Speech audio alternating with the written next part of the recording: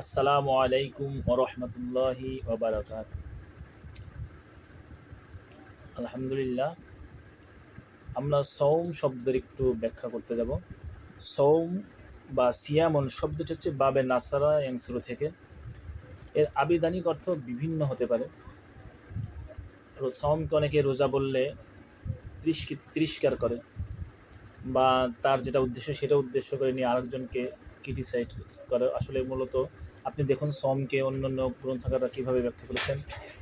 মুফরাদাত গ্রন্থ প্রণেতা বলেন, আসৌমু ফিল আসলি আল ইমসাকু আনিল ফেল।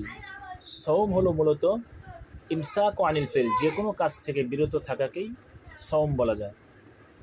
আল্লামা জুরজানি রহিমাহুল্লাহ এর ভাষায় ওয়াল ইমসাকু আনিল কওলি ওয়া গায়রিহি। আল্লামা জুরজানি রহমতুল্লাহ বলেন, সওম হলো আনিল কওলি ওয়া গায়রিহি, কথা বা অন্য কোনো বিষয় থেকে বিরত থাকাকে আবিধানিক অর্থে সওম বলা যায়।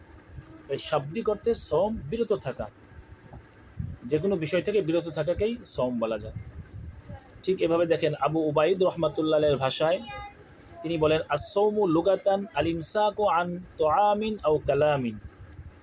সওম হলো আবিধানিকভাবে ইমসাকু আন তোয়ামিন আও কালামিন, খাবার থেকে বিরত থাকা অথবা কথা থেকে বিরত থাকাকে সওম বলে।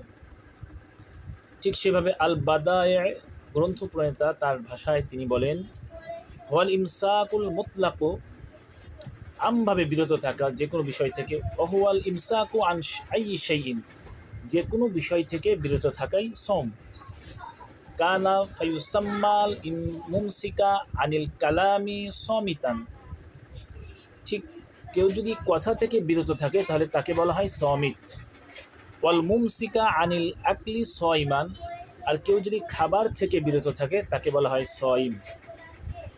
সম্মানিত হাজিরিন, এরপর আরেকটা মুজামুল ওয়াসিত গ্রন্থ প্রণেতা উনি বলছেন, ওয়াল ইমসাকু আন আইয়ি ফাইলিন আও কওলিন কানা। আবিধানিক অর্থে সওম হলো যে কোনো কাজ এবং যে কোনো কথা কওল থেকে বিরত থাকাকেই সওম বলে। আল ইমসাকু মুতলাকান আলা আইয়ি শাইইন, যে কোনো ধরনের বিরত থাকাকেই সওম বলে। এটা কুরআনুল কারীমের মধ্যেও ব্যবহৃত আছে। যেমন দেখুন, আল্লাহ তাআলা বলেন, ইন্নী নাযারতু লির-রহমানি সাওমান ফালান উকাল্লিমা ইয়াওমি ইনসিয়া। নিশ্চয়ই আমি রোজা রেখেছি রহমানের জন্য, আল্লাহর জন্য, ফালান উকাল্লিমা ইয়াওমি ইনসিয়া।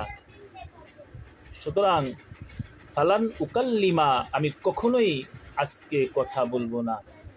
সম্মানিত হাজিরিন, এজন্য আবিধানিক অর্থ বিভিন্ন হতে পারে। আমরা একটু যাচাই বাছাই করে ইনশাল্লাহ এগুলো বোঝার, জানার এবং অন্যকে জানার চেষ্টা করব। আসসালামু আলাইকুম ওয়া রাহমাতুল্লাহি ওয়া বারাকাতুহু।